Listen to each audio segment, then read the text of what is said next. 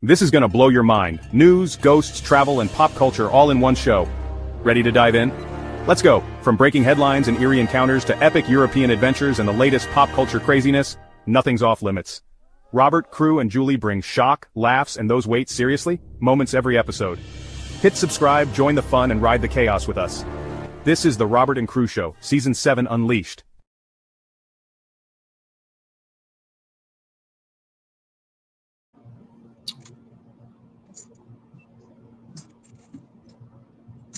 You know what keeps me going out here? A cold Dr. Pepper and a great podcast like the Robert and Crew Show. Welcome back to the Robert and Crew Show. As always, I'm your host, Robert. And I'm your co-host, Crew Pool. And I'm your co-host, Julie. And if you can't tell that this is a Marvel episode, I think you're a loser. Exactly. And I'm part of the Deadpool side, so therefore, You're if the you're not Deadpool smart, guy. you're not We're smart. tonight. We're doing the X-Men, peeps, of the Marvel series, Part 1. Now, Tonight. who all loves the X-Men? Wolverine, Cyclops, Mhm. Angel, Beastman, Beast. Toad. No, it's not Beastman. Beast. Yeah, Beast. Okay. But Well, I've seen the Wolverine. even maybe. Mystique, when she was a part of X-Men. Mystique. The X-Men Yeah. Wolverine movie. Mystique is amazing. I love Mystique. I wish she would have stayed a good person, but no, she went to the bad side. Well, okay. If we're gonna talk about best Wolverine movies of all time, I'm gonna go with Deadpool versus Wolverine. It was really good. That Yeah. was. So good. It was a good one. Now, okay. The Wolverine X-Men Origins Wolverine. It was good in its own ways, but it flopped. That was the one where Ryan Reynolds played Deadpool and he had the Baraka hands Yeah, and and his mouth And- was sewn shut. the only great famous character besides Hugh That Jackman's famous line from Wolverine Hugh in that Jackman. film. Bro. That famous line from Hugh Jackman where he says, "Oh, I guess they finally found a way to shut you up, Wade." Yeah. Okay. Yeah, The that only was good, different. besides Hugh Jackman's Wolverine, the only great roles that they put in that movie was Deadpool before he became mouth closed. Yeah. The guy who they picked for Sabretooth. Oh God, he was actually a really good actor. Mm-hmm. His name. The character who they picked, or no, the actor who they picked for Gambit, Gambit, the original, or Channing Tatum? the original. Yeah. Channing Tatum still did an amazing job. His Gambit was really good. Yeah. I honestly think it was one of the best Gambit ones. He did the comic accurate Gambit. Yeah, really good too. Blob, the Blob was great in that movie. Even though he had like a few scenes in that film. Right. Will.i.am's version of, he was like kind of like the Nightcrawler, Yeah. but he wasn't. He did a phenomenal job.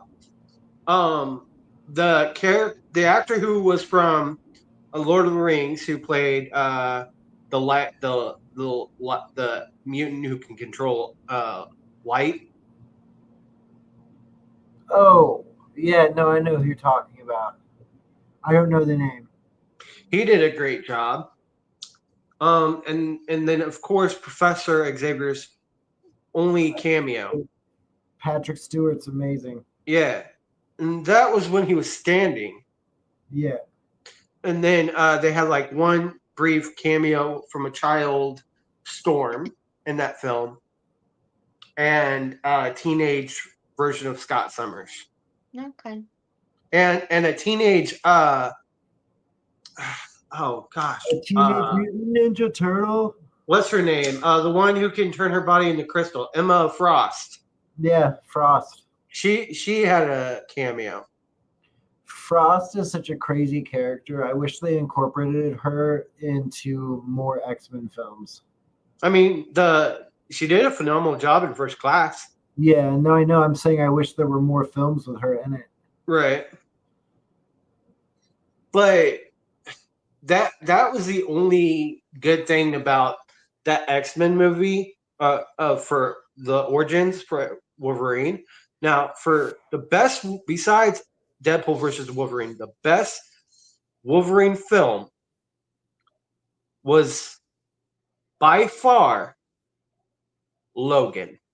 Oh yeah, Logan takes the cake. I mean, Yeah. if we want to talk about Wolverine versus Deadpool and Logan, I mean, if you want to compare films, I think Logan was the better movie. I'm just going to be honest. The movie was so good. It was so good. That was I don't one of remember the best the films I Logan ever one. watched. Okay, so With Hugh Logan Yeah, so good. is it's where where you get old man Wolverine and he's dying. And Okay. at the end, Laura takes his spot as X-23. Yeah, his daughter. And his daughter basically becomes the new Wolverine, Yeah, or Okay. known as X-23. And she's got the bone claws. yeah, so She it doesn't have an basically, adamantium the skeleton. whole She's film, got the bone he claws. basically is trying to protect her. The bone claws Okay. are amazing. Doesn't she only have like where two of them come out? Yeah. Yeah, And it's crazy. that whole film, it explains how all the X-Men died because of Professor X. Yeah, It's basically a future adaptation of a time skip in the well, X-Men the universe. funny thing is when you find out that it's comic accurate and that Professor X did all of it just because he was jealous of Magneto doing something. So Professor X tried to change the timeline to where Magneto had never accomplished this thing that really didn't matter very much. He was just jealous of it. Like literally, it's that petty.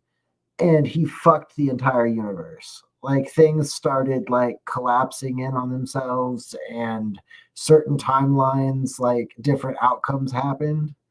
So like there was one where the X-Men like fought oh my god, I can't remember who it was. I think they fought I want to say they fought Juggernaut, but they win. And then in the alternate reality or the alternate timeline, like Juggernaut almost kills like two or three of them and gets away. So like it wasn't good. Like the whole Logan aspect, that whole universe and comic accurate universe is absolutely incredible and crazy. I mean, there's another series called Planet Hulk, and there's a comic book literally called Old Man Logan. Mhm. And Okay. in that comic, Logan goes to Planet Hulk and kills all of the Hulks. Like, it's absolutely insane. So, like, if we went comic accurate Wolverine, like to the big screen, it would be the goriest, most bloodiest movies with the most action-packed insanity to ever like happen. And honestly, all the Marvel films should be rated R because how bloody and gory they are. Right, but I'm saying if they did Wolverine, like some of the stories that they haven't even touched, like it would get insane. Yeah. Yeah. Did you know that Wolverine does successfully kill the Hulk? And you know how he does it? He has to cut Bruce Banner's head off. It's the only way. Yeah, that's right. I almost forgot about In that the until you process mentioned it. of him trying to cut Bruce Banner's head off, Bruce like pulls Wolverine's body in half. Oh, Yeah, so like Wolverine is still like it's so gory, it's so crazy. It's just like half of Wolverine's body, and he's still hacking at the Hulk's head with his claw wow. and manages to get the Hulk's head off. And then it shows in the Oh, comic or whatever, it shows Hulk's body just standing there, and then it does the whole like fall or whatever, and you see Wolverine just look at the other part of his body, and he's like, "Oh fuck, how long is this gonna take?" That's literally what it says because he's like, "I'm gonna regenerate. This sucks. Like, how long is wow. this gonna take?" And it Yeah. shows like Logan crawling to his body, crawling to the other half of his body. It's so gory. So Oh, I like, bet. Yeah. it's so And you good. know Though. what? It's so incredibly good. Like the Hulk versus Wolverine, those timelines are wonderful. Like they're crazy. Don't get me wrong, because on Planet Hulk, Bruce Banner, he ends up becoming a like basically a trailer park king, where the entire like planet of Hulks are all like meth users and selling meth. Like that's literally what's happening. So they have their own version of methamphetamine, and all of the Hulks are hooked on it. And not to mention, all of the Hulks are inbred. Every one of them is inbred. Like they're Oh, all well. mothers, brothers, fathers, sisters, and they all made children together. Like, and the Hulks Well, become extremely hillbilly.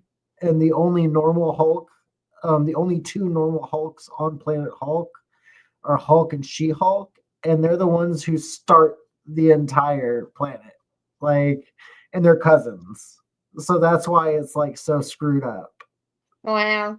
And you know what? That reminded me. Remember the Incredible Hulk TV shows? Yeah, with Lou Ferrigno. Yes. Me and my cousins used to watch that growing up. You know, And I I'm watched it. telling you, my cousin could do the greatest impersonations of the Hulk. Yeah, It was incredible. I watched the Lou Ferrigno series. I don't have very much negative to say about it. For its time, it's a wonderful series. I would actually like to see a cameo of Lou Ferrigno in one of the Avengers films. That Oh, Well, yeah, would, that'd be cool. check this out. yeah, You know the uh evil Hulk yeah, with the with the white hair yes. um is going to be played by Eric Bana. Right. I thought you were going to Okay. say Lou Ferrigno. That would have made me No, really happy. the reason why Eric Bana, Didn't he play the Hulk too? yeah, in the one with where Where the he nuclear explosion he is finds what out caused. he runs into his dad. Yeah, the nuclear explosion causes all of their problems when he's a child, and his father is a chemist, and oh my god, he's gonna be the Hulk, like he's gonna be Gray Hulk or whatever. Not Gray Hulk, old Hulk, Oh my god, is he gonna be a good character? bad guy. Oh, Because that okay, Hulk this is bad. good. Like I'm actually stoked for this. Is this gonna be a movie? And Chris Evans is coming back, but as Hydra Cap. Yeah. Well, that's obvious. That had to happen at some point. Yeah. Yeah. But what with this new Hulk? Well, not new because they're obviously integrating him into the universe. Is he gonna fight Bruce Banner? I don't know. All I know it's supposed to be for the Secret Wars. Bro, I will be so happy if they have a Hulk versus Intergalactic Hulk or something. That would make my I'm gonna look up his name. Give me a second. I'd be so happy. Bro, what I really want to happen is I want a comic accurate fight between Cap and Red Skull. I'm so tired of Red Skull, like them acting like Red Skull died. Like he did not die. I'm sorry, Red Skull has had so many like close encounters to death. That dude does not die. He officially died. If I'm gonna look it up real quick because I don't want to butcher it, but I'm pretty sure Red Skull died from his own stupidity.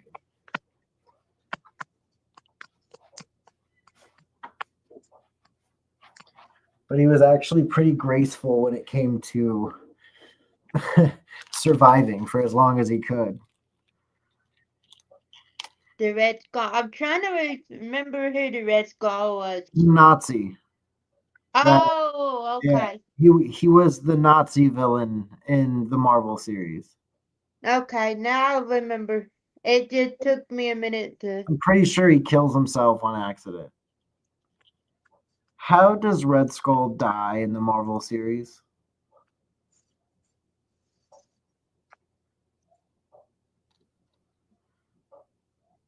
Yeah, so Red Skull didn't die in the movie, but did meet a significant fate in Captain America: The First Avenger. He is last seen being transported away by the Tesseract, the Space Stone, after attempting to wield its power. The energy engulfs him, and he vanishes in a beam of light, leaving his fate ambiguous. In Avengers Infinity War, Red Skull is actually mentioned twice. It's revealed that Red Skull was teleported to the planet Vormir, where he became the cursed guardian of the Soul Stone. He remains there, unable to leave or possess the stone himself, serving as a guide for those seeking it. This isn't death, but a form of internal punishment. In the comics, Red Skull's fate varies across storylines, but he did die multiple times, twice from his own twice from his own problems, Oh, wow. and then twice from Captain America or a couple other heroes. Speaking of apparently he Captain fought up- America, have y'all seen the recent movie of Captain America yet? No, and I'm not going to. I haven't either. Wait, I don't- what? wonder What if about it's Captain even worth America? it. The new movie, have you seen it? It's really good. Is it though? I Yes. don't, like I've been fighting with myself. I kind of don't Dude, even. Harrison Ford did a great job as Red Hulk. Not that movie. The one before that. Yeah. Which Captain America? The newest one that's not with Harrison Ford as Hulk. That's the only new one. No, I'm talking the newest one besides the Harrison Ford one. There's are you Yes, guys it must be is. thinking It's of multiple Thunderbolts. Captain America films. No, the Captain America one that, Just came out? yeah. It's okay, Captain America Brave New World. It's with Anthony Mackie as the new Captain America with Harrison Ford as Red Hulk. That's the new one that just came out. Okay. It's really good. Oh, thinking of Marvel tonight. I got my Marvel hat. And it got all the little characters on it. I had to bring that out since we're talking Marvel. Maestro, that's the Hulk. Maestro. Maestro, that's the Hulk that Eric Bana is going to be playing as. Okay. Yeah, so Maestro and Hulk do fight, by the way, multiple times. Yeah, and that's supposed to be old man Bruce I never Banner. see the Winter Soldier. What? I never saw the Winter Soldier film and had no plans on seeing it. The Captain America Winter Soldier. I saw Captain America First Avenger. Bro, that's a good one. I That's thought it good. looked like trash. Dude, I it thought- wasn't actually that bad. It was actually really good. Yeah. Chris Evans versus Winter Soldier, that whole film was really good because it introduces Friends fighting each other, Bucky and Cap fighting. That's so stupid. Like, in my personal opinion, it's just a dumb storyline. Yeah. I can I appreciate. haven't seen I'll them. check it out. Like, I'll watch it and check it out, but it's not my cup of tea. it shows because- how Shield has been controlled by Hydra this entire time. No, I understand that. And I it also shows how Crossbones became Crossbones. I understand the concept behind making the Winter Soldier who he is now in the films, because there are multiple storylines. There is a multiverse. But the thing that I enjoy the most is the original storylines. And seeing them completely obliterate Bucky's original storyline kind of upset me. Yeah, I'm I not like gonna the lie, it kind of originals. upset me. Because Bucky becomes Captain America at some point, and that's never going to happen in the movies. Oh, it'll happen. They're like, okay, so It's never going to happen in the movies. I don't think so. it will eventually. I mean, here's the thing: they're following comic accurate stuff since Phase 4. They're just slowly going through the storylines. They always say that. It's going to be the next movie. It'll be more comic accurate. Well, And I then mean, it here's the turns out thing. it's completely not comic accurate. Like both. Here's the Guardians thing, of the though. Galaxy Like they're by Phase 6 and Phase 7, they're going to be focusing more on getting the X-Men involved. Yeah. So they're slowly getting everything into play because they're slowly introducing more characters. Sony did a phenomenal job with X-Men. I enjoy most of the Sony X-Men films. Almost all of them I like equally. Like when we're talking about X-Men and not just Wolverine. Yeah. Wolverine, I've got my line of films for him. But when we're talking X-Men, when they're all together, I enjoyed every Sony film that was made for X-Men. Right. Which one was the one where they had was it Darkseid in it? Not Darkseid, it would be Apocalypse. Apocalypse, yeah. Okay. Fucking Apocalypse. That movie was great. That's Days of Future Past. That was a good movie. All right, no, that's not Days of Future Past. That's X-Men Apocalypse. Yeah. Yeah, that movie was great. Yeah, it was great. And basically, I think the whole time skipping, throughout all the X-Men films was great. They needed to do that because it shows different versions of how they progress over the years. Well, it also shows you bits and pieces of other realities without you really even knowing it, which is kind of cool. Like in Deadpool, the first Deadpool film, you get a small cameo of the X-Men from the younger X-Men, not of the X-Men from the first one. When he opens up the door and they're all in there and they tell him to close the door. Yeah. Yeah. That's the X-Men from Days of Future Past to First Class, Days of Future Past, Apocalypse, all those. And then Dark Phoenix. Okay. Hey, I have a question. Okay. Is Xena the Warrior Princess in any of these type of? No. She's not an X-Men. She's not Marvel. She's not Marvel. She's not Marvel. Thing. Okay, the only Marvel character that would be considered part of that would be Hercules. Okay. Yeah, true. Hey, Julie, what famous Marvel character was both an Avenger and an X-Men while also protecting his own city? Oh my goodness, you're gonna really put me on out there. Cause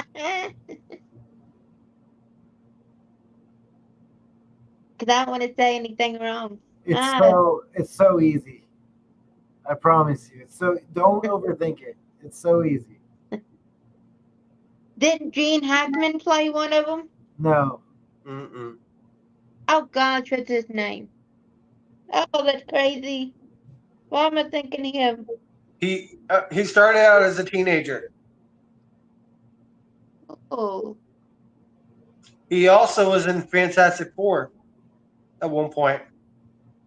Oh golly, The Rock? No. Well, I mean, not The Rock. Gosh, what is his name? All right. Spider-Man. Yeah, Spider-Man. Yep. Oh, Spider-Man was an oh, X-Men, an Avenger, and protected his own city. And yeah, I forgot about his little tenure with the Fantastic Four. He yeah, did. He did fly around with the Fantastic Four for a little So bit. did She-Hulk. Yes, yeah. She-Hulk did also, and the Silver Surfer. Mhm. The Silver Surfer was a part of Fantastic Four, but also had his own comic line. Yeah, the Fantastic Four was really good. I did see that one, but I haven't seen the recent one. The new one was actually really good. I want to see the newer one and see how it is. They actually did very well. But the original, the first one was Why? really good. Why? I've So seen I that will one. say this. How is Hercules a part of the Marvel? Think about it. Hercules was part of the new Thor movie at the very end, and he was Avenger at one point. Was he? Yes, Okay. You know what? I've seen the Thor movie at theaters. the new Man, the new seeing that the original one. yeah, the first Thor movie was good. Now Thor: Love and Thunder, in the you know how they do those end clips? Yeah. Okay, it shows Zeus talking to somebody, right? Yes. Yeah, Basically summoning him. And then it goes to Hercules kneeling and then standing up. I do remember that. I do remember. yeah. So I Hercules remember is going to now. be in the new Thor movie. But Wow. wouldn't that technically make all of those gods a part of the DC universe? Yes. Okay, so that would mean that there's got to be comic lines with like Aphrodite and things like that in there. Well, That's there's crazy. so there's an I Ares can't believe I said also. Gene Hackman. Gene There's Hackman. also an Ares. I don't remember if he's a hero or a villain, but he's also part of the Marvel universe. Didn't Gene Hackman do some Marvel stuff? I mean, he's passed away now, but didn't I he mean, play? maybe Maybe, I don't know. I don't know why his name came to the my only mind. Gene I ever think of is oh my god, I just had his name. Gene Shalit, the guy that did the food critic stuff. Okay. Gene Well, Shalit. Could that Gene Hackman guy just Always passed made fun of away Gene Shalit. a few months ago? all right. Well, I'm going to go and read this information real quick to get it out of the way. Bear with me, it is a lot. Appearing in American comic books published by Marvel Comics, they are a group of mutants, humans born with superhuman abilities, who fight for peace and equality between humans and mutants. The team was created by writer Stan Lee and artist Jack Kirby. First Equality. appearing, what? You said equality. It's equality. I'm not trying to be a jerk. You said equality, like equality. It's Yeah, it's equality. equality. No. It's equality. Okay. Like But anyway, everyone to be equal. right. Jack Yeah. Kirby first appearing in 1963. Here's a more detailed overview. Concept: the X-Men's core concept revolves around the idea of prejudice and discrimination against mutants, who are often feared and hated by humans. The team, led by the telepathic Professor X, strives to protect both humans and mutants while promoting understanding and coexistence. Key characters: Professor X, Charles Xavier, a powerful telepath and the founder of the X-Men. He believes peaceful coexistence between humans and mutants. Then you got Wolverine, a mutant with accelerated healing, enhanced senses, and retractable claws. He is a key member of the X-Men and known for his gruff demeanor.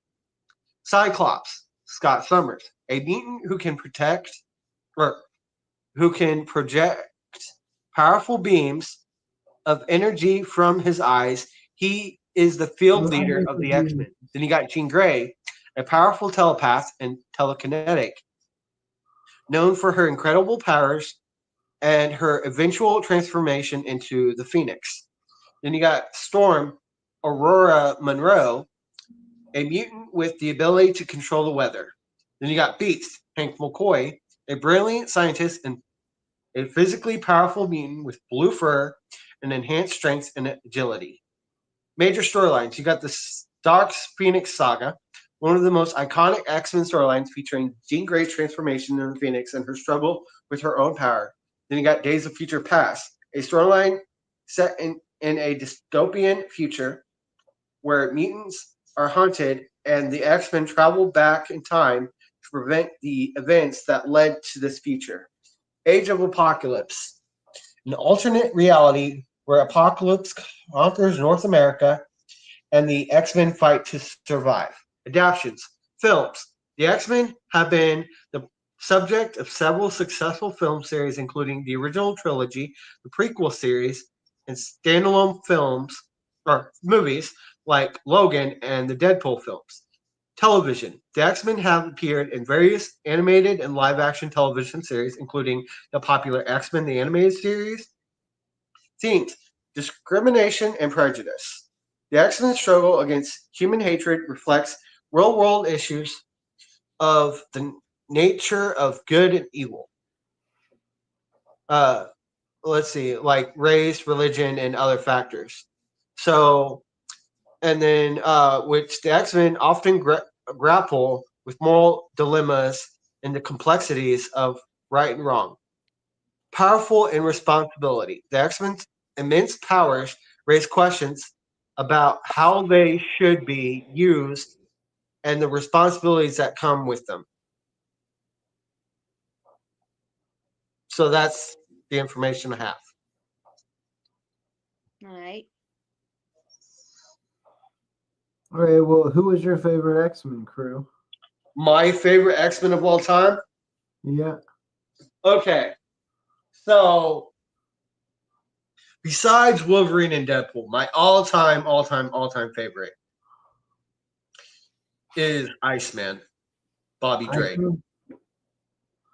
Why Iceman? Because, okay,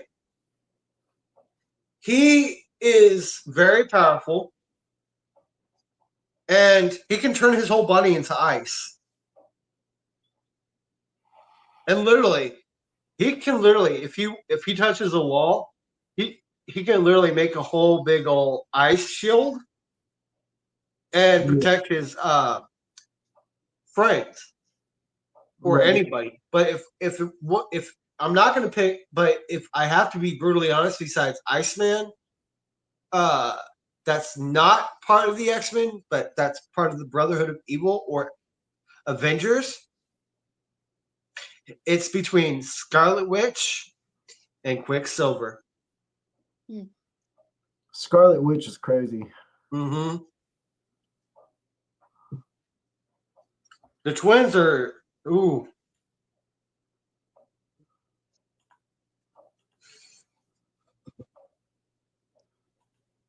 Or their sister, the one To avoid with the green hair.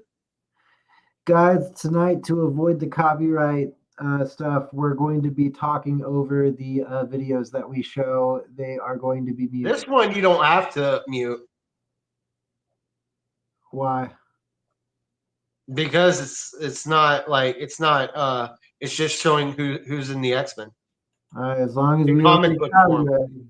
In comic book form, yeah.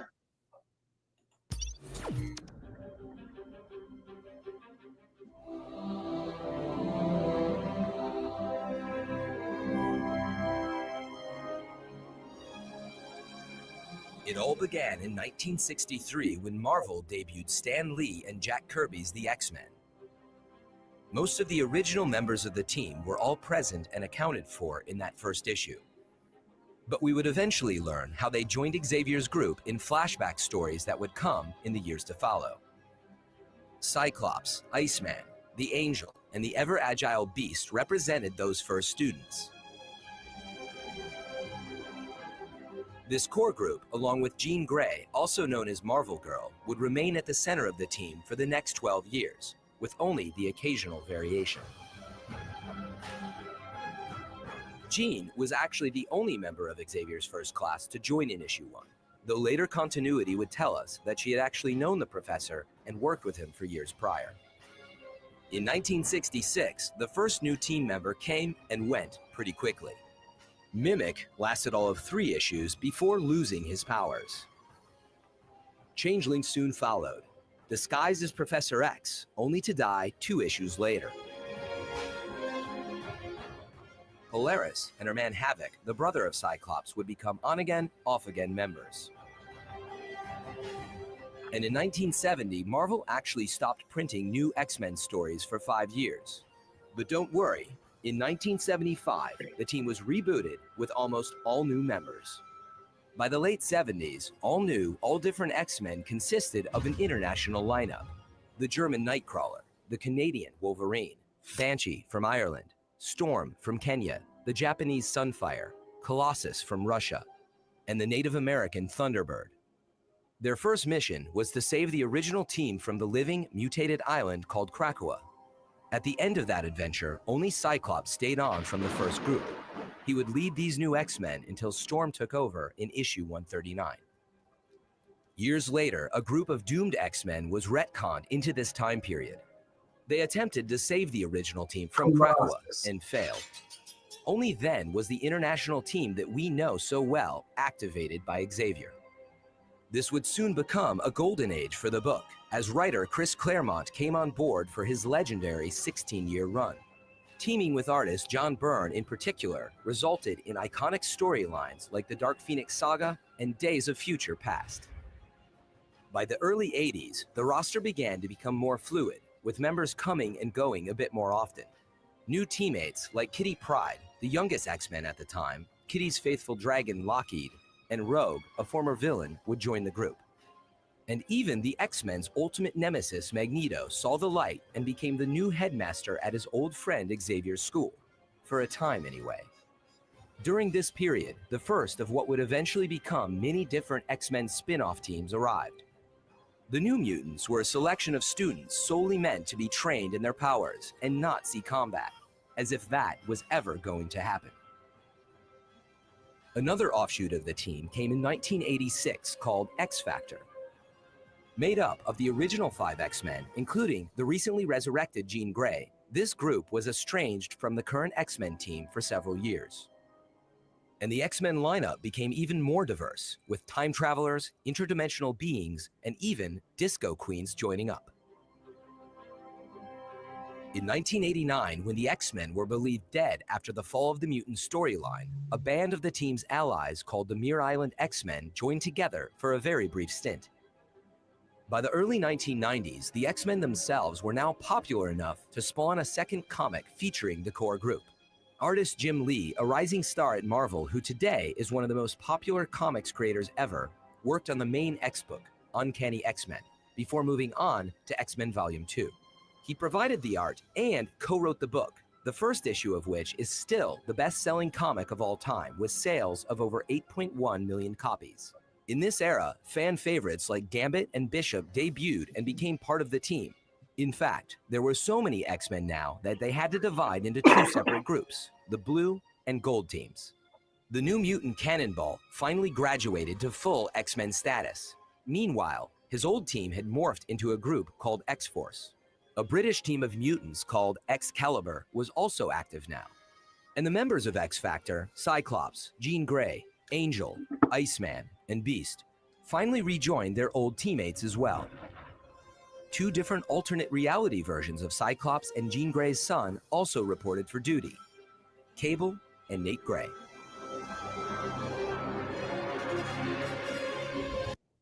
It wasn't about right or wrong. It wasn't about survival. It was about family. And family takes sacrifice. Oh my God, the ads. Right? I know. You I know, can't stand it when they do ads, Ads are terrible. right? Yeah, Ah, I too hate many. ads. The X books had fallen into something of a lull. But when writer Grant Morrison, along with artist Frank Quitely, took over X-Men Volume 2 in 2001, he also took the mutants to new storytelling heights. The book was renamed New X-Men, and it turned much of its drama inward to examine the struggles the teammates themselves faced in their personal lives. The drama of being a mutant was, after all, what the X-Men had been founded on.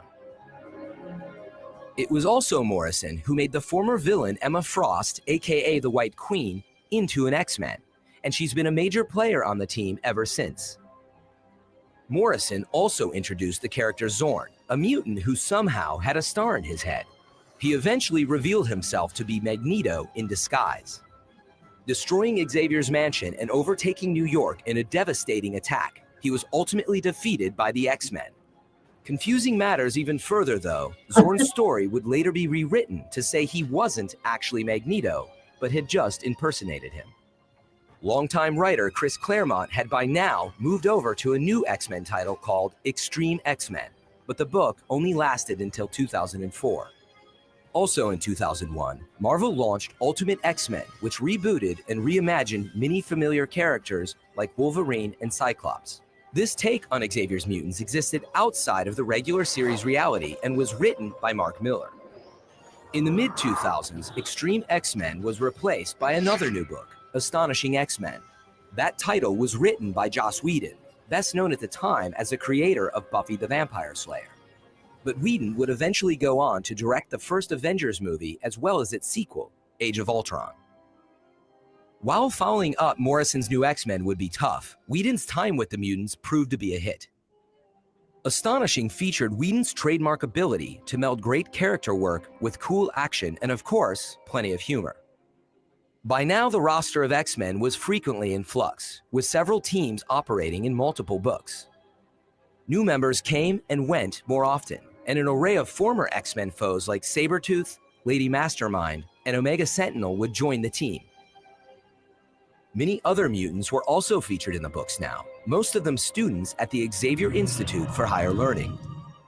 Though not technically X-Men, these kids often found themselves in the heat of battle, and some would eventually be recruited to full-team status. Meanwhile, the House of M storyline during this period saw an Avenger, the Scarlet Witch, use her abilities to take away the powers of some 90% of the mutant population of planet Earth, including her father Magneto and her brother Quicksilver. But even with this cataclysmic event, new members kept finding their way to the X-Men all the same.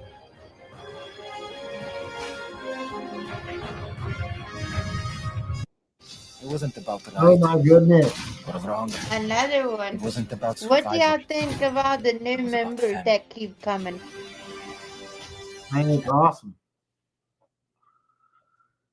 All the new X-Men, that's wonderful. I wish it, like I said though, I wish it was more comic accurate. Yeah, that'd be nice. Which Crew apparently said they're trying to make it more comic accurate. Yeah, the new X-Men, the new X-Men movie. The X for Mansion had been destroyed again. the MCU, they are. Okay. X-Men were thrown into disarray. But Cyclops led the charge in rebuilding the team with their new headquarters in San Francisco. A storyline during this time called Dark Reign overtook the entire Marvel Universe, including the X-Men. This tale led to Prince Namor finally joining the X-Men, which was appropriate since he's really the first Marvel mutant character ever. He was actually created in 1939 before Marvel even existed as a company. In Dark Reign, longtime Spider-Man foe Norman Osborn rose to power after a Skrull invasion of Earth. Osborn then appointed Emma Frost and Namor as leaders of a group called the Dark X-Men, which included Cloak and Dagger. Not officially sanctioned by the real X-Men, the Dark X-Men was made up of several characters who would soon turn on Osborn and join the actual team. Eventually, Cyclops and Wolverine had a falling out, with Wolverine returning to the X-Men's original home in Westchester, New York. There, he and several other X-Men rebuilt Xavier's school, which was now called the Jean Grey School for Higher Learning. Duke. This, of course, opened up the doors to even more new mutants, including some truly outlandish characters like Dupe and Krakoa. This Krakoa is actually a male spawn of the original, whom the X-Men had previously encountered. He was used by the Hellfire Club to attack the Jean Grey School for higher learning, but was fended off by new characters like Warbird. Both characters would eventually join the X-Men. In 2013, fan-favorite writer Brian Michael Bendis launched a book called All New X-Men. The concept behind this title featured the original team of 5 who traveled through time into the future to meet their older, not always wiser selves. Bendis also resurrected the Uncanny X-Men title. Here, Cyclops set up a rival school named after his mentor, Charles Xavier, which was built on the site of Wolverine's old Weapon X facility.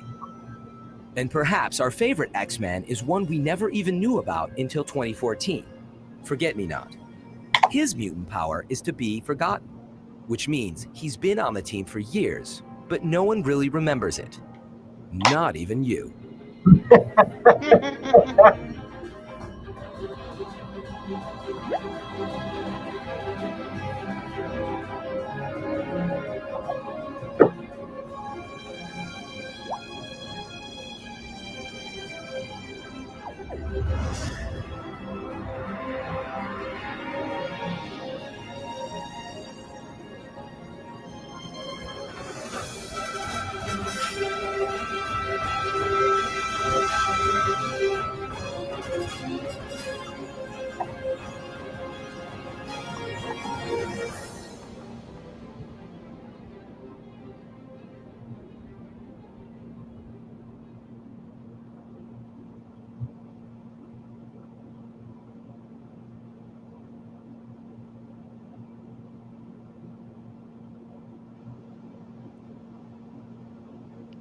That's a lot of good X-Men right there.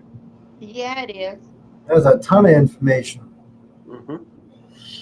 And yeah, no, I love Forget Me Not because that whole like I actually saw a whole comic line where Cyclops gets upset because he's like, "Who is this guy? Where is he coming from? He shows up all the time.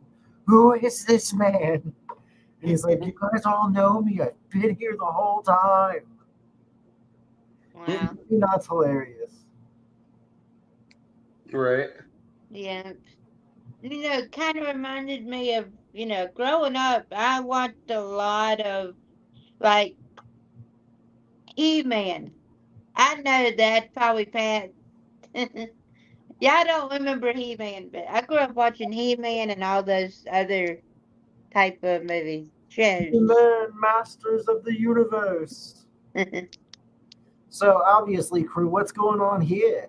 So this is from Deadpool versus Wolverine. This is one of the best fights that they ever had. They're arguing first. It sucks that we have to have it muted, but they'll copyright us so fast. Yeah. I tried to watch this movie, but I could not get into it. It was really good, though, Julie. It was. I need to, but with all the cursing and right in the very beginning, I'm just like, That's just how Deadpool movies are, Julie. Yeah, Deadpool's literally called the Merc with the mouth. Yeah. yeah. And I couldn't get into it with all that. I really enjoyed the Deadpool versus Wolverine film. I thought it was done wonderfully. I guess if I had somebody else to kind of watch it with, maybe, but I just couldn't get into it by myself. Yeah, it can definitely be a lot, for sure. The Deadpool franchise was extremely gory. Mm-hmm. Extremely. It looks like it. Did he just stab him in the head with that thing and he's still moving? Yeah. Yeah.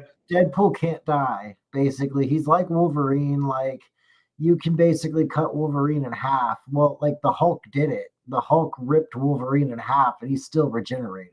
Like, Wolverine can't die in that aspect, and Deadpool has basically the same thing going on. He can't die. Like, you can you can make it super hard for Deadpool. Like if you cut his head off, he has to wait hours until a whole new body grows. But literally that's how it works for him. He just leaves body parts behind and he grows new ones. Hmm. Okay. What was your favorite part about this movie, Crew? All of it. Yeah, the whole film was so good. Hmm. I've heard it was. I just like I said, I just couldn't get into it. I understand that, Julie.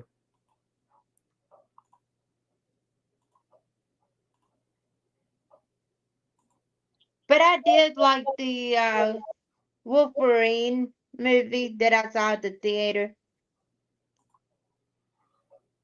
Yeah, Wolverine. The films for Wolverine are all great. Magneto versus Apocalypse. This one's a great film too. Oh yeah. X-Men Apocalypse was one of the best X-Men films they did. Yeah, no, for real, 100% it was, and the acting was on point, and the CGI was great. As you can see in this scene, like just wonderful.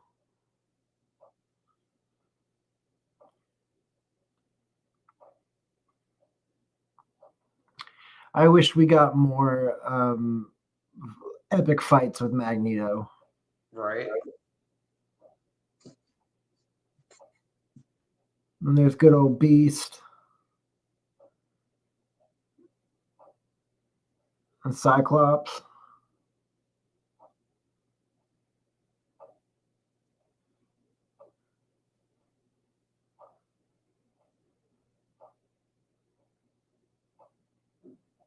Magneto was always one of my favorites, and so was Cyclops. Just because, like, I think it'd be so cool to have that, like, laser beam shooting out your eyes stuff. I'd want to be able to control it a lot better than Cyclops can.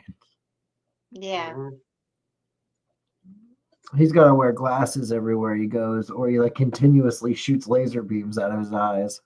Yeah. That seems like a horrible superpower. One you definitely have to learn how to use and not hurt everybody around you. Right. How'd Cyclops find out he was a mutant? I'd like to know how that happened. I Yeah. can't remember. Like, did he just one day just start shooting lasers out of his eyes? Probably. So crazy.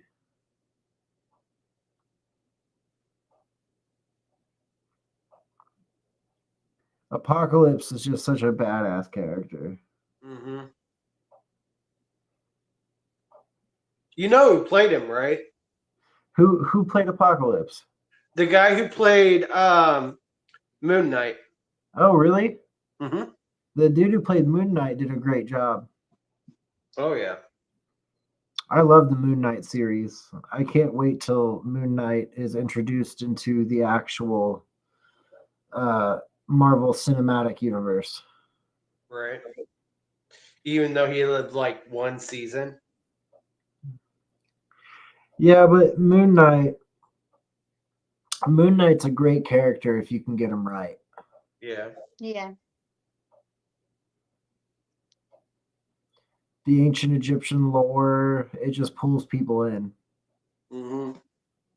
And the fact that Moon Knight is basically a schizophrenic who's talking to Khonshu, an ancient Egyptian god,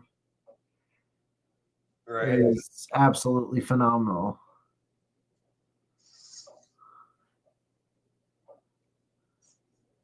And he has like different personalities as well. Yeah. With Jean Grey, she becomes, who does she become again? Phoenix. Phoenix, yeah. One of the craziest transformations ever. Hmm.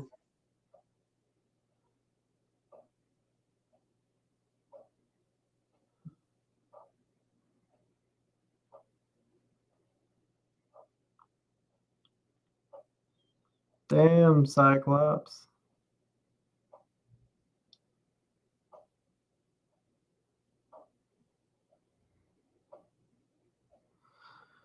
Such a crazy film. So good. Yeah. Now, who's playing the Wolfman in this one?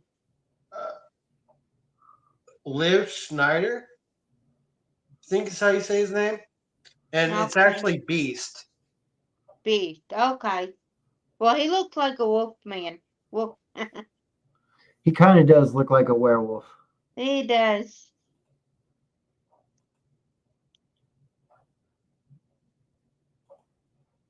Beast was always one of my favorites. I liked how in a lot of the comics, they always portrayed him sitting on top of a ceiling incorrectly, like upside down. Love it. Wow. You want to know who played the older Beast? Julie, I'm gonna see if you remember this. The show, Frasier. Yeah. The actor who plays Frasier plays the older Beast. Why did you Okay. send me an Avengers Age of Ultron? Because of two X-Men are in it. Okay. Scarlet Witch and Silver Surfer. See? Yeah.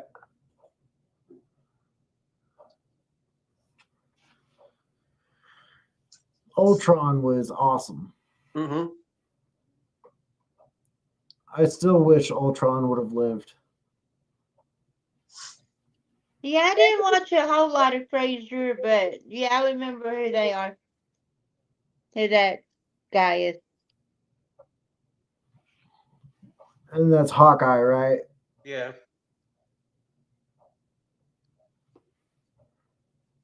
And then Black Widow. She is pretty good in this one. Scarlett Johansson.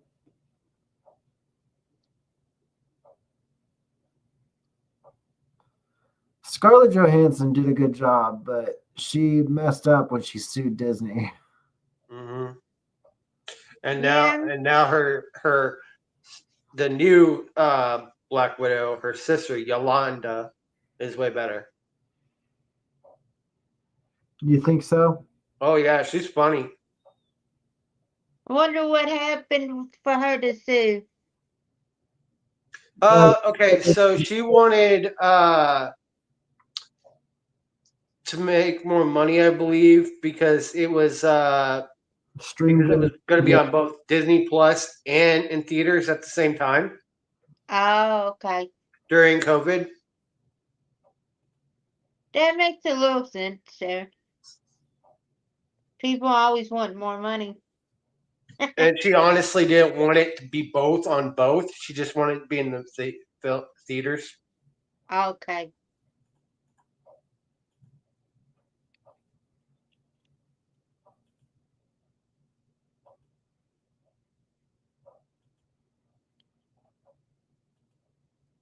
This one's funny because this is from Deadpool versus Wolverine.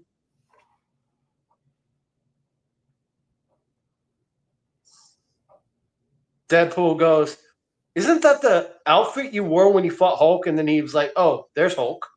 Yeah. I'm Marvel Jesus." And then gets he Hi. literally says that to Hulk. I'm Marvel Jesus. Yeah, I remember that. You know, thinking of Spider-Man. Who's the kid that played in the first Spider-Man movie? Tobey Maguire. Yes. He is the best one. No, he's not. No, he's not. Okay.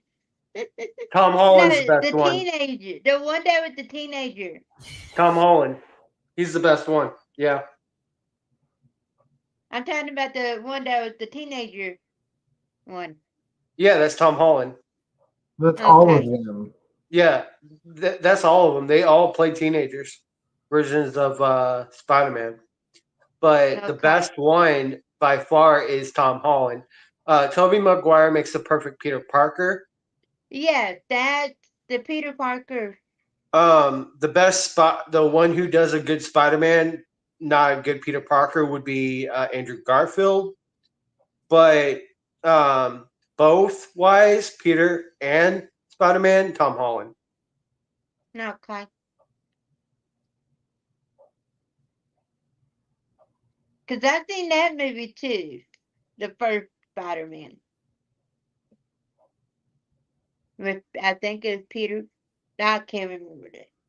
I wish that Nightcrawler would come back. Right. This right here is basically showing different versions of Cyclops in different films. Or no, the same Cyclops in different films of how his powers work. Okay.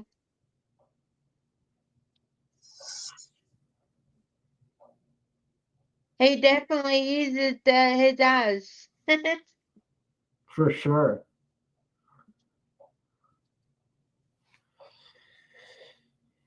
You kind of have to when that's your power. Yeah.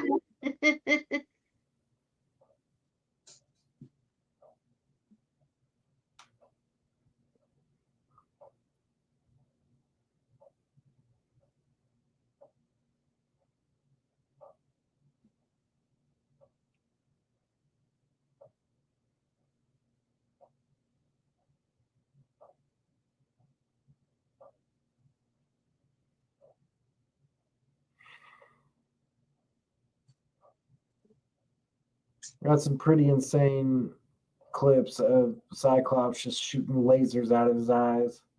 Yeah. Some of these films I did not see.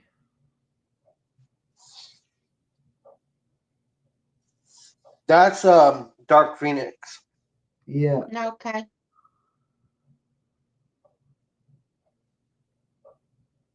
Yeah. And then the first X-Men.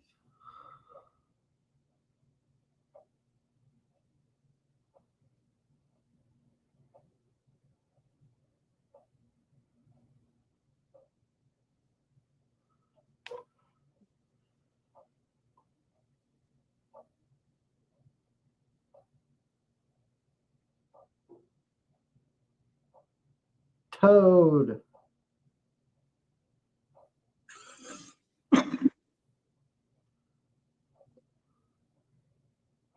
Is that like a spaceship or something? No, it's their jet. Okay. I couldn't tell there for a It can second. go into low Earth orbit. Yeah, but it's the basically their jet that can go into like camo mode where you can't see it. And Okay. it's big enough to be a second meeting up zone, a second hideout. Yeah. And they use it sometimes as such.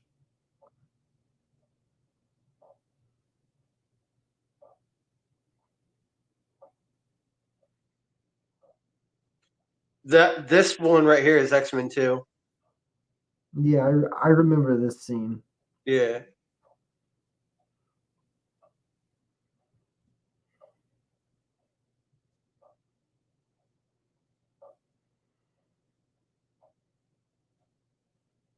That's where in the second one where Jean Grey unlocks the Phoenix.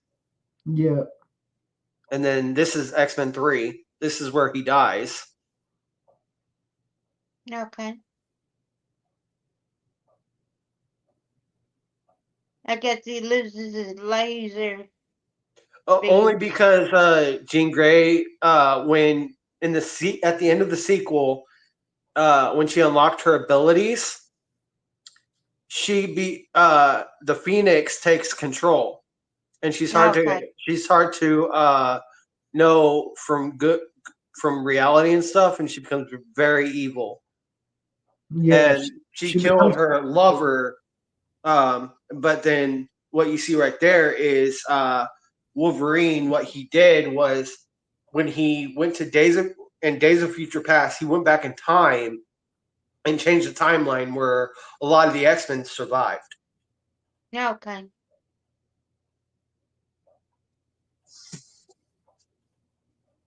It's very confusing. This one right here, I think you can have. My comic comrades. Yeah. The most popular superhero teams in comics is easily the Justice League, Avengers, and of course, the X-Men. And of those three, we've already done history of episodes on both the Justice League and the Avengers. But shockingly, in I watched the Justice League a lot. we've done a history of the X-Men. I Honestly, still I have haven't no seen idea how we Justice pull that League off, movie. but with some serious changes coming to the X-Men universe under the pen of writer Jonathan Hickman and his House of X and Powers of 10 titles, today is the perfect time to give these glorious mutants their spotlight. So without further ado, let's talk some X-Men.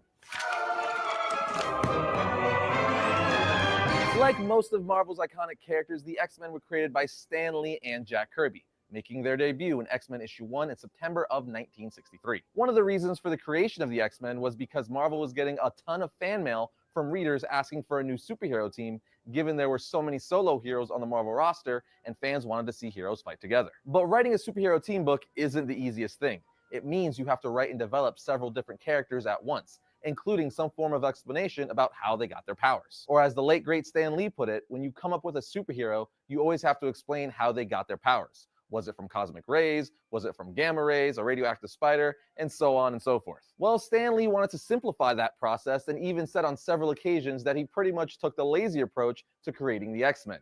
He basically figured that if he just made the X-Men mutants, there was no explanation needed. They have powers because they're mutants. Done and done. However, when Stan took his original name for the team, which was the Mutants, to his publisher Martin Goodman, Goodman was like, you can't call them the Mutants. No one knows what that is. So Stan the Man said, fine, you're the boss. And that's when he came up with the name X-Men, named after the team's leader, Professor Xavier. A name his publisher obviously approved, and the rest is history. But now that you've got an overview of their real-world origin, let's talk about their comic book origin. Earn a 30-cent Hy-Vee fuel saver for every $60 this Friday All these commercials. and get great. Like I said a bit ago, the X-Men debuted in X-Men issue 1 in 1963. The team was formed by Professor Charles Francis Gotta Xavier. love the You see, he dreamed of a commercials, peaceful Billy. coexistence between mutants and humans, as let's just say they didn't really get along, as there was evil mutants that gave the good ones a bad name. But also the mutants were different, and unfortunately, some people don't like different. So Xavier, being a powerful telepath, used his powers to track down 5 young mutants that could help him with his dream forming the X-Men, a team of superheroes dedicated to protecting the world that fears and hates them, as well as protecting their fellow mutants. So Xavier made an institute for gifted youngsters located in Westchester County, New York. And in the first issue, we are thrown right into this universe, seeing Professor X with the original X-Men lineup training in the Danger Room, which I gotta say is quite a way to open up a book, especially with new characters. Speaking of, the original roster for the X-Men lineup consisted of Scott Summers, aka Cyclops, Bobby Drake, aka Iceman, Hank McCoy, aka Beast, Warren Worthington III, aka Angel, and of course, Jean Grey, aka Marvel Girl. We learn in the first issue of the X-Men when Xavier introduces the newest student and member of the team, Marvel Girl, that his students receive an education at his school, but also, and more importantly for our purposes, learn how to fight and take down evil mutants. Of course, while all this is going on, we're introduced to our first evil mutant who would become the leader of the Brotherhood of Evil Mutants, the Master of Magnetism, Magneto. He causes a military rocket to crash, then takes over a military base on the name of Mutant Superiority. Of course, this causes the X-Men to jump into action, giving us our first battle with the X-Men fighting Magneto. It's a pretty long battle, but in the end, Magneto gets away, and as we all know, this would be the first of many, many battles between him and the X-Men. But just like that, that's how and why the X-Men team was formed. So now, let's talk about story arcs. Now, man, oh man, do the X-Men have a rich history of stories. Probably one of the most in-depth histories and amount of story arcs for a superhero team in comics. Meaning there is no way I'm going to be able to fit all of that in to a 10 to 12 minute video. But as always, I'm going to do my best to give you the highlights and or some of my personal favorite moments. In the X-Men's early years, the book was written by Stan Lee and drawn/laid out by Jack Kirby. During their time on the book, they created a ton of X-Men mainstay characters and concepts, like the Brotherhood of Evil Mutants, the Blob, Juggernaut, and Cerebro, just to list a few. But the two were working on so many books, they just couldn't keep it up any longer, so they had to drop a book.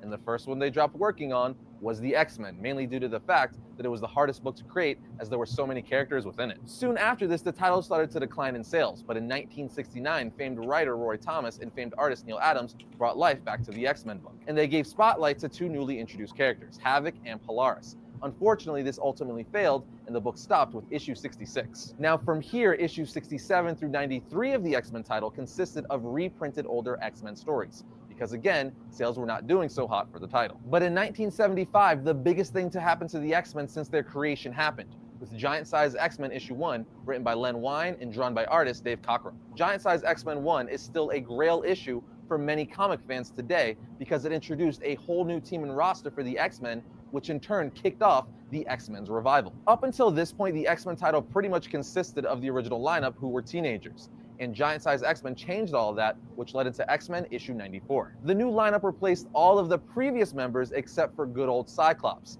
Said lineup consisted of leader, Cyclops, then Colossus, Nightcrawler, Wolverine, Storm, Banshee, Sunfire, and Thunderbird. The change not only introduced the modern version of the X-Men, how most of us know and love them today, but also gave us a way more diverse roster as each member was vastly different from one another. Literally, each character at this point had different philosophical beliefs, different backgrounds, and were from a bunch of different parts of the world. Pretty much what I'm trying to say is that the X-Men was the first comic book to introduce the idea of diversity. Also, this new modern revival of the X-Men was awesome because each member of the team was very efficient with using their mutant abilities. It included some heavy hitters like Omega level mutant Storm, then we have freaking Wolverine, Colossus, Nightcrawler. Literally, these are some of the most popular X-Men of all time. But you know what they say, all good things must come to an end, and this team was one of those things. As Sunfire pretty much quit immediately, and Thunderbird died in their second mission ever. So a little bit after this, Jean Grey would rejoin the team with her new Phoenix persona. And now we all know where this is going. The creative reins would eventually be handed over to writer Chris Claremont and artist John Byrne,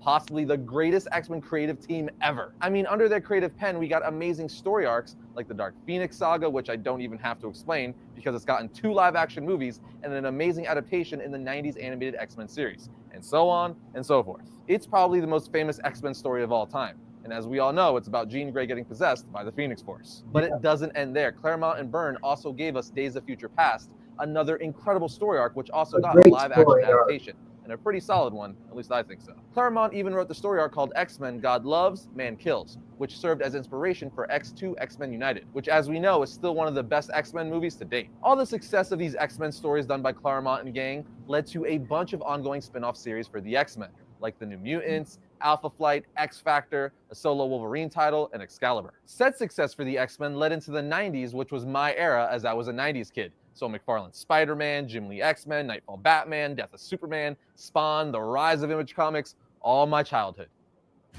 I'm not really one for the spotlight, but there is some gravy to be had. You know, I always seem to get primo park. All the memories. The 90s would be dubbed the blue and gold era of the X-Men, specifically 1991 to 2001. And kicking off this era in the 90s was Jim Lee and Claremont's 1991 X-Men title. To put in perspective how massive the X-Men were in the early 90s, X-Men issue 1 by Lee and Claremont is the #1 selling single issue comic book of all time with 7 million copies sold.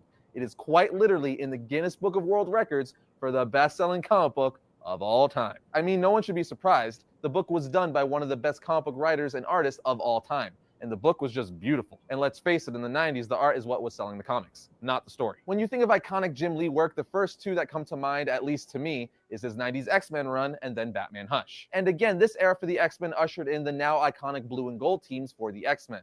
The blue team consisted of Cyclops, Wolverine, Beast, Gambit, Psylocke, and Rogue. While the gold team consisted of Storm, Jean Grey, Archangel, Colossus, Iceman, Bishop, and Forge. This is also the point in time we would get my favorite looks for the X-Men, as they've been dubbed Jim Lee's X-Men. It's the design and costumes they use for the 90s X-Men animated series. So all the way around, the 90s X-Men are just my favorite because, well, that's what I grew up with. The same year Jim Lee's X-Men title dropped, the New Mutants comic introduced to us one of the most famous characters in all of comics, Deadpool. And of course, but certainly not least, we were also introduced to X-Force, one of the most popular teams in X-Men lore. I mean, it's literally a mutant Black Ops team that wears stealth colors. That's just awesome. Then the early 2000s would give us what's known as the Grant Morrison era. The designs and costumes for the X-Men in this book were actually used for several of the more recent X-Men movies. But let's jump forward a few more years to the time-displaced original X-Men in the all-new X-Men issue 1 back in 2012.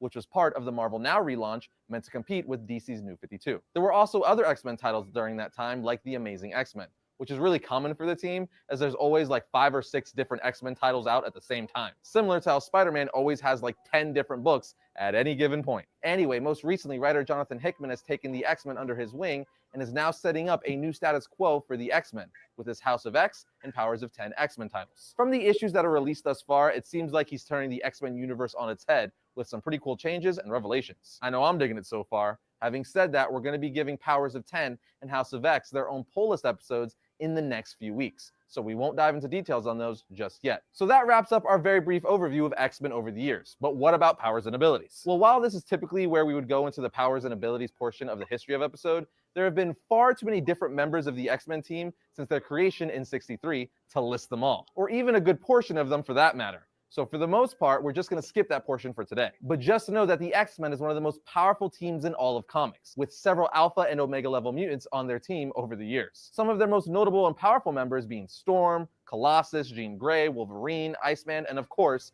Professor X. Most of which are actually Omega level, and that's literally just skimming the surface. I guess the most important thing to understand is that the upper limits to this team's strength is among the most powerful in comics, when you consider the different mutants they've had on their team over the years. Anyway, we're not skipping reading recommendations, so let's get into that.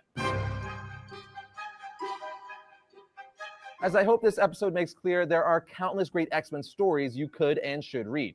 But in our opinion, some of the best are the Dark Phoenix Saga, X-Men Days of Future Past, Avengers vs. X-Men, New X-Men by Grant Morrison Volume 1, Astonishing X-Men Volume 1 Gifted, Giant Size X-Men Issue 1, X-Men Mutant Genesis, and X-Men Age of Apocalypse. That should be enough to get all of you started. Okay, so remember that time you were trying to text your significant other a little, "How you doing?" but you accidentally posted it to the wrong text thread and several family members never looked at you the same way again? Yeah, me too. But the point is, that level of awkward, please God no-ness is what it's like when you surf the internet unprotected, with your odd oddities being exposed to unintended eyes. So why wouldn't you start protecting yourself with NordVPN and get 75...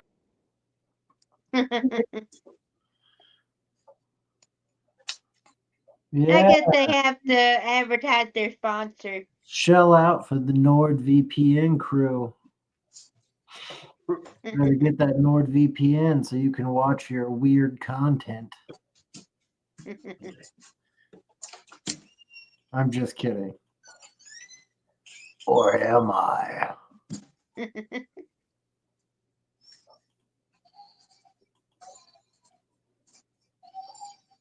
Mutants in the Marvel Universe can be considered a different species from ordinary humans, a species apart from human evolution, all thanks to the X gene that manifests in these beings, generating mutants different from each other and with different power levels among them. Their powers were so varied and different that it was necessary to classify these mutants into different levels: Omega, Alpha, Beta, Gamma, Delta, and Epsilon, all according to the names of the Greek alphabet. This serves to show how each ability and power is unique.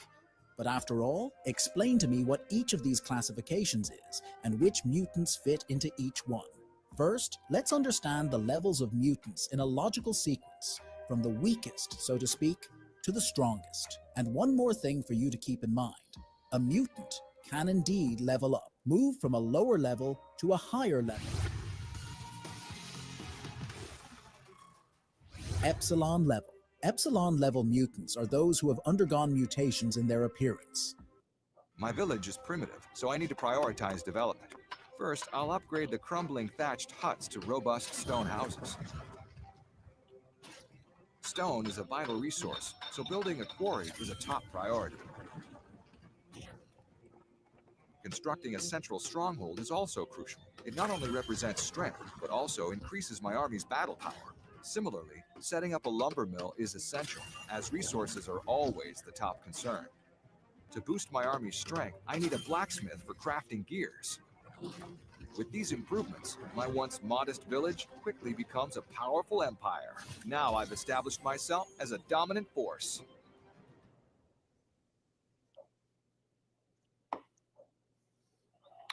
Dude, I hate these ads. So do I. always try to skip them when I can. They're so annoying. The X gene caused various modifications to their body, their physiology, and their anatomy. This left these If I could mutants get with rid very of different and even ads, I monstrous would, looks but in some YouTube cases. Premium is In way too general, much these money. mutants do not have defensive or offensive powers. They are basically useless powers that are not useful in battle, and often end up probably sound even like a hindering the cheapskate. I mutant. paid For $80 example, for Stream having the Yard. power to I have just said that gelatinous skin, YouTube changing the skin color Premium to is purple, too much or money. even having monkey ears. Usually, About 20% of the population is at the epsilon level. Besides, they are the ones who suffer the most prejudice from society. If many already hate mutants for who they are, this hatred increases in the presence of an epsilon, who often prefers to remain hidden. If they can hate Jean Grey, do you think they won't hate a being with giant fingers? Examples of epsilon mutants are Beak, Tommy, Meme, and Derma, among others. Delta level. Delta level mutants also do not have useful powers, either defensively or offensively, but they have an advantage over the epsilons. First, they don't have the grotesque appearance of the epsilons, and even though their powers are not that powerful, what classifies them as Delta is that they can enhance some specific characteristics. For example, increased luck, intelligence, and the prediction of events. As I said, they are not true offensive threats and usually pose no risks at all. But a curious case is Domino herself. She has powers of luck, or the ability to manipulate probabilities in her favor, which is not a threat to anyone. But she is trained and knows how to use white and firearms, and she uses her powers to always complete her missions, just like we saw in the movie Deadpool 2. Examples of Delta mutants are Callisto, Cypher, Forge, Dr. Nemesis, and Domino. Gamma level. An interesting thing about gamma level mutants is that, like the epsilons, they also have some physical mutations that they, fortunately or unfortunately, cannot hide or disguise. But these mutations are really useful and usually don't turn them into true monsters. They can be recognized by the color of their skin, which changes in some cases, or by some striking characteristic, like Nightcrawler's tail. In terms of power, their abilities are powerful, both offensively and defensively. They can be compared with alphas and betas in terms of threat level. But as I said, they cannot camouflage themselves or hide in society. Only Mystique. A gamma-level mutant who isn't even remembered in this classification is Blob. Many people think he's just an obese guy with super strength. But thanks to his powers, he reached a level and a size much above that of an ordinary human being. Examples of gamma mutants are Nightcrawler, Sabretooth, Beast, Blob, Mystique, and Blink. Beta level. The beta level has some differences from the gamma level, but there aren't many if we pay more attention. As I said before, a gamma level has characteristics that do not allow him to go unnoticed in society. Betas are like that too, but to a lesser extent. They cannot hide their abilities. When they do, they are still betrayed by a small mutation in their body. For example, Wolverine can hide in society, but cannot control his healing factor. He really doesn't choose when he wants to heal. Another peculiar case is Gambit, who, even after much training, has managed to hide his powers. He couldn't hide the black color of his eyes, which, let's face it, is something really silly, but that could still attract attention. In other words, they have powerful and very useful abilities, but little control over them at some levels. Examples of beta mutants are Wolverine, Quicksilver, Gambit, and Namor. Alpha level. Alpha level mutants are those who have control over their mutant powers, being able to activate and deactivate them when they want. In this way, they are the ones who can most camouflage themselves in society. And really, they look nothing like mutants. They pass as ordinary people. After all, they have not changed their appearance. They are true offensive machines with very destructive powers. And when an alpha undergoes long training, he discovers other ways to manifest his powers more efficiently. Remember when I said that a mutant can level up? So Rogue was one of them. She was classified as a beta because she couldn't control her powers, but years later, she did. Being a very powerful alpha, this sounds like coach talk here. Another curious case is Cyclops. Hey, but doesn't he control his blasts, so much so that he needs special glasses for them so he can be classified as beta? So let me explain. Scott just doesn't control his powers because of the plane accident when he was a child, which made him hit his head on a rock. So the reason he doesn't control his powers is because of a head sequelae, not because of the limitations of his powers. Examples of alpha mutants are Storm, Emma Frost, Rogue, Cyclops, and Professor Xavier, among others. Omega level. The Omega level is the most famous level of all. People really sought to understand the other levels because of the Omega level. The Omegas are the most powerful class of mutants in the Marvel Universe. They are the elite in terms of power and abilities. Their powers are capable of causing large-scale destruction. In addition to being able to manipulate energy, matter, and space-time, when they are children, they are confused with alpha mutants. But as they grow and become more and more powerful, with abilities beyond comprehension, SHIELD Classic Class is the last class in terms of mutant power levels. They are beings with more stolen powers. It is also said that an alpha mutant can become an omega level mutant as well. For example, Magneto was considered an alpha, but in recent stories, he was defined as an omega level. It was defined that an omega level mutant cannot be surpassed in its main power. So in the Marvel Universe, no one surpasses Magneto when it comes to magnetism. He's a master at it, without a defined limit. Examples of omega level mutants are Magneto, Franklin Richards, Jean Grey, Nathan Summers, Rachel Summers, Hope Summers, and Scarlet Witch, among others. Now, as an extra, some mutants who had a second form, another mutation in their genes, were Beast and Angel. Beast was a Delta who, thanks to his mutations, ended up becoming a Gamma, and the Angel was an Epsilon who, after having metallic wings, turned into a Gamma. If you enjoyed this video, help me reach at least 1/3 of Mr. Beast's subscriber count. I know we can do it. There are many. Nobody cares. We just want to hear about the X-Men. Yeah.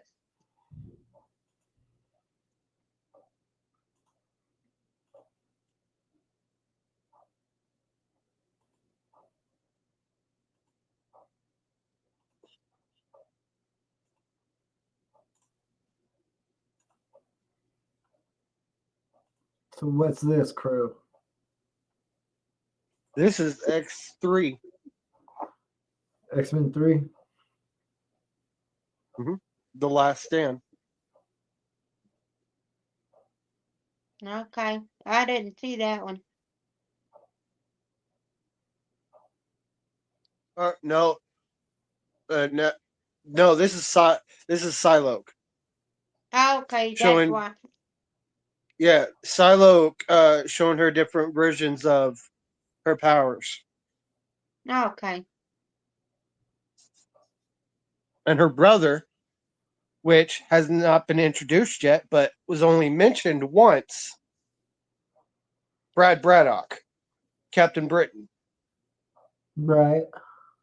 I don't know much about Captain Britain. He was only mentioned like in the once in the X-Men or not X-Men, Avengers Endgame. Okay. When Captain America and Steve Rogers and Tony Stark go back in time and to get more Pym particles. Right. And they go into the SHIELD base. He overhears Peggy Carter talk about her Psylocke's brother. I gotcha. Yeah, see, I didn't see, like, I never really saw a lot of the X-Men, not cameos, but references in the Avengers.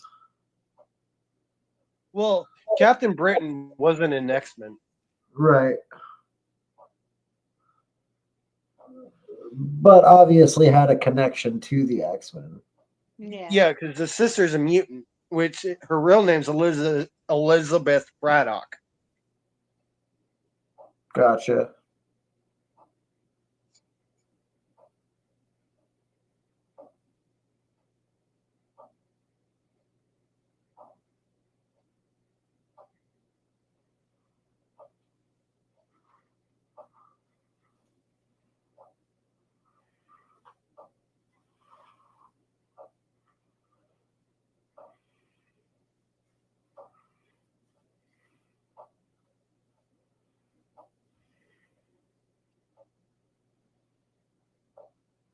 She was one of my favorite mutants. Angel has always been my favorite. Yeah. For female wise, Psylocke, she's awesome. Right.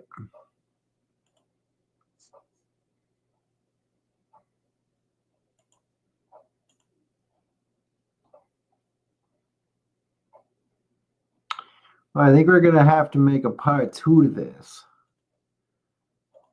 But we will definitely watch a couple more.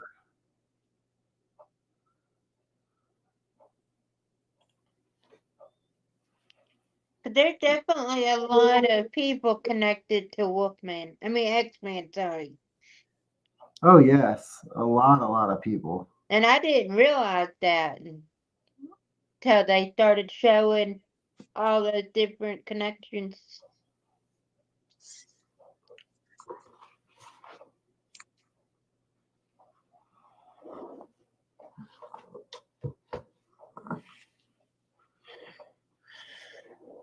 It made me so happy to see Wesley Snipes return as Blade in this movie. Yeah, Wesley Snipes is really good, in my opinion.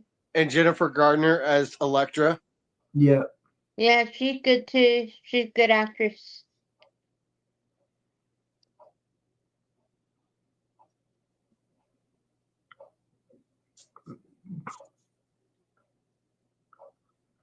And Laura Kinney returning as or not Laura Kinney, something Kinney, what's her name?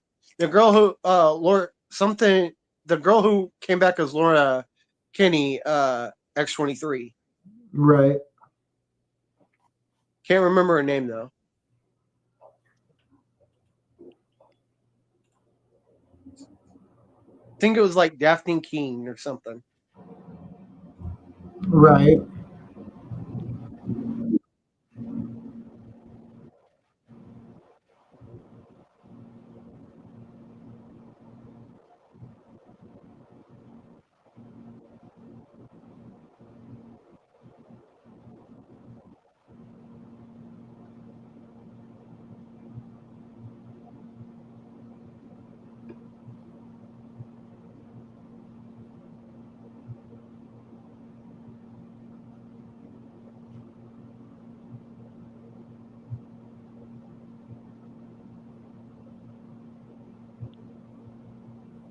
They win. Yep, for sure.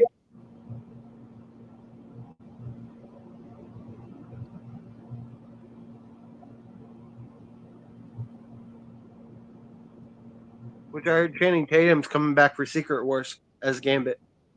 I hope so. Well, he's supposed to because they have an in-credit scene with him in it. Ooh, X-Men 2, Wolverine versus Lady Deathstrike. Okay.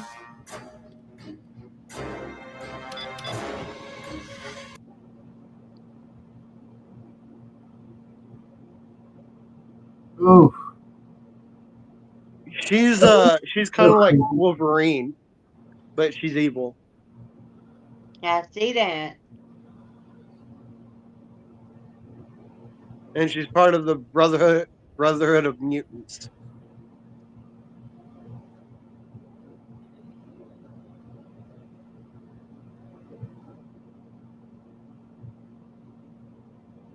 Or X-Force. I think it was X-Force. Do you remember, bro? Yeah. Which group was she part of? I don't think it was Brotherhood of Mutants. I think it was X-Force.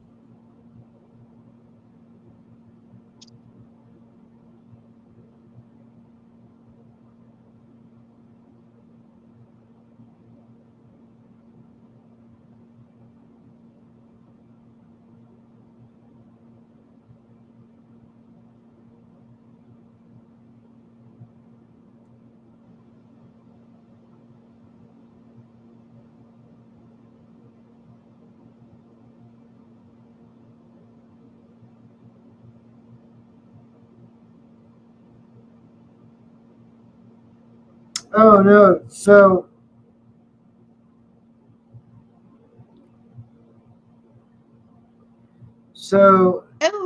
she's basically she's wasn't a part of any group Like, it doesn't state that she was a part of any group, like, by herself, but basically it says that originally she was a love interest for Wolverine.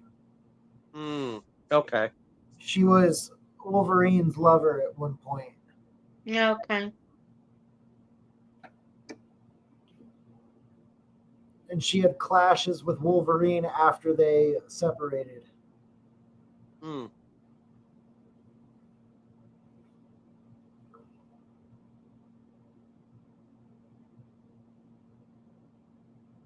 Ain't that a bitch?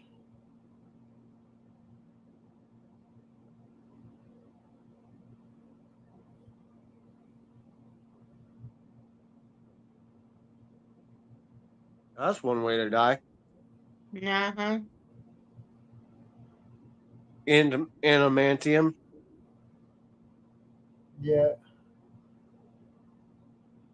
For sure. All right, guys, I'm going to play our last video for tonight, and then we're going to just chill out for like 10, 15 minutes, then we're going to end the show. All right.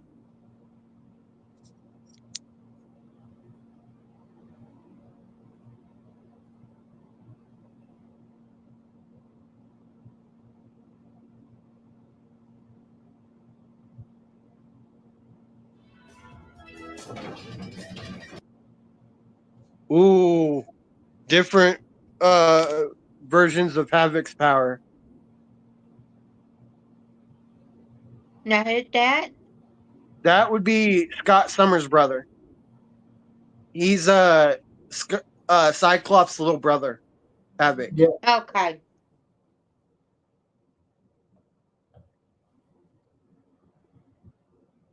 But apparently in Fox X-Men, he was the older brother, but in reality, in the comics, he's the little brother. Okay. Yeah. That would be true. He did a really good job.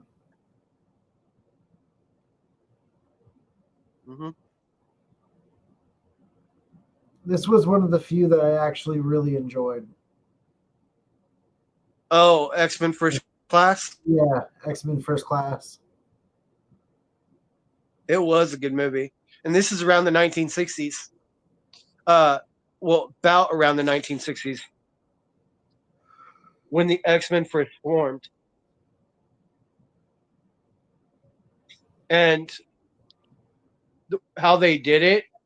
Oh, and this is Days of Future Past, that scene right there. Okay. And then that scene right there is Apocalypse.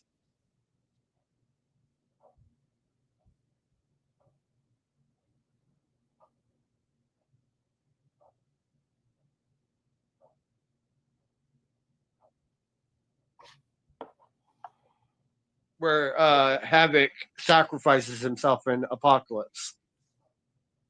Yeah. Well, Julie, who is your favorite X-Men character? Oh, there's so many. I mean, that's hard to say for sure. Male. I like the X-Men. All right, so just pick one, male and female.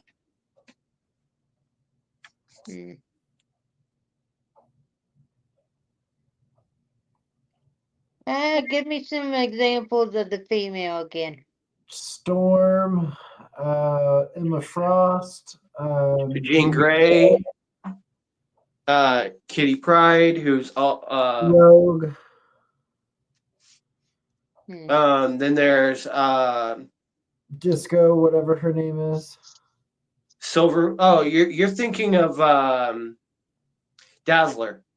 Yeah. Dazzler. Then you got Psylocke. Oh gosh, what's Colossus's sister? The Teenage Nuclear Warhead? No. No. She Did you see the New Mutants, bro? Teenage Warhead? No. Did you see the movie The New Mutants? The New Mutants? No, I didn't. I didn't either. Hold on. I'm gonna look her name up.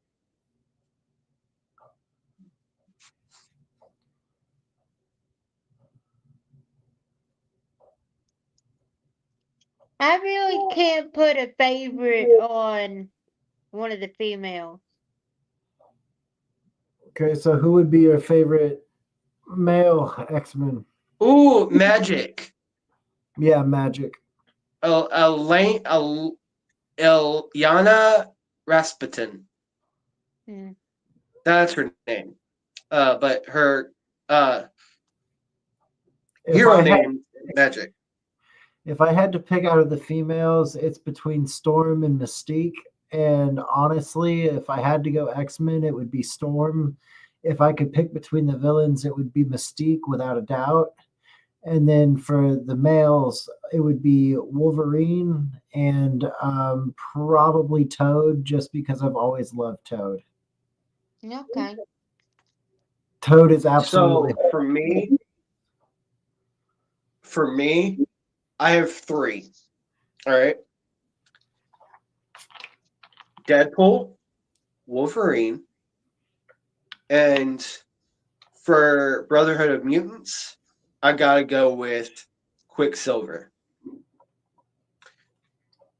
For the women, I'm going for the Brotherhood of Mutants, I'm going with Scarlet Witch. For X-Men, I'm going with Kitty Pryde. And then